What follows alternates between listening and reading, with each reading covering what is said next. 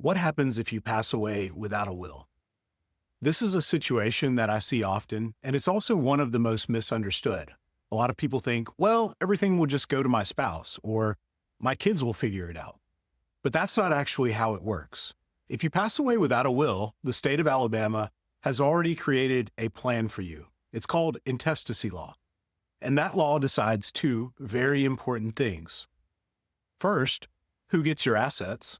Second, who is in charge of handling everything? Now, here's where it can get surprising. Let's talk about the second piece, who is in charge. Without a will, no one has automatic authority to step in and handle your affairs. Someone has to go to court and ask to be appointed, and that may or may not be the person you would have chosen. I've seen situations where multiple family members want to step into that role. I've also seen situations where no one is quite sure who should take the lead. And that uncertainty can slow things down right at the beginning of the process. Now, here's the bigger issue. It's not just about who gets what, it's about control. When you don't have a will, the law doesn't take into account your specific family dynamics. It doesn't know your relationships, it doesn't know your intention, it just applies a set of rules. So, depending on your situation, the outcome may not be what you expect. For example, if you're married and have children, your spouse may not receive everything outright.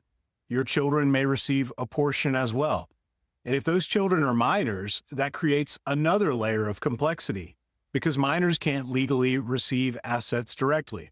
So now the court may have to step in and oversee how those assets are managed until those children reach adulthood, allowing the law to make very personal decisions on your behalf. Decisions about your family, your assets, and how everything is handled. With an estate plan, you can change that completely.